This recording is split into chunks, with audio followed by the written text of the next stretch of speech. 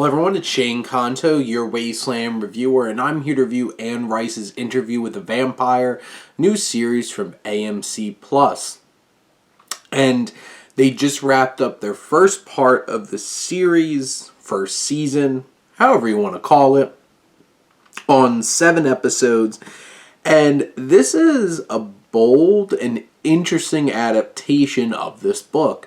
If you've seen the film, you have Christian Slater's character who's interviewing Brad Pitt's character, Louis, and here, basically, they treat like that was not the best telling of this story, and all these years later, we have this interviewer, now played by Eric Bogosian, who comes in and is interviewing Louis now at this point.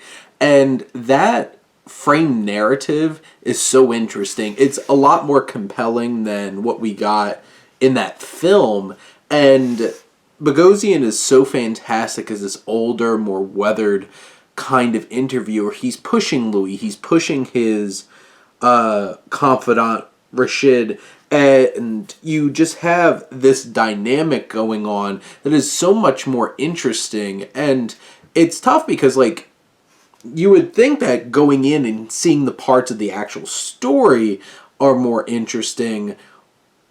But honestly, some of these, like, frame narrative aspects are some of the most interesting and compelling interactions in the film. And then you do have Jacob Anderson, who plays Louis, aka Grey Worm, from Game of Thrones, and I think he's fantastic, and them switching the race of Louis adds some interesting dimensions too to some of the earlier parts of the story, and they do the same with Claudia, played by Bailey Bass, who's fantastic as well. Sam Reed, who plays Lestat, this might be because I'm just a little biased and thought that Tom Cruise was fantastic, but, like,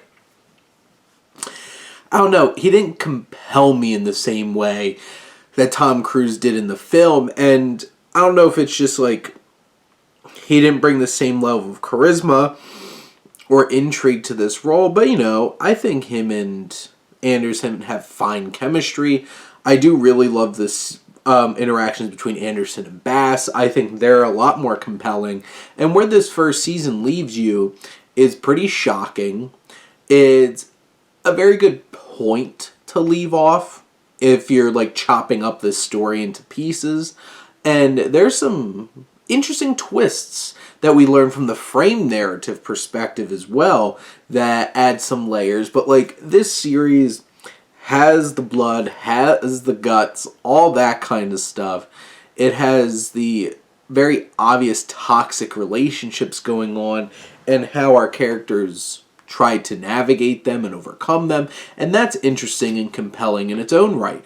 And generally, I think this first season of this show is intriguing, engrossing, and adapts the story in an interesting and fresh kind of way with specific choices that are made that makes the story feel fresh, different, and interesting, something that we didn't get in the film version of this, which I think is important for an adaptation, that it stands out, and this certainly does, and I'm definitely compelled.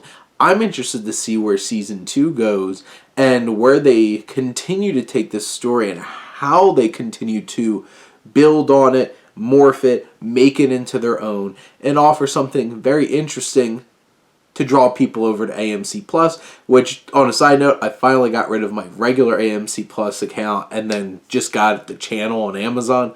So much happier, much better interface, made this a lot smoother to go in and watch. But those are my thoughts on Anne Rice's Interview with the Vampire Season 1. Let me know what you think, and let's talk some TV. But thank you as always for tuning in and supporting your Wasteland reviewer.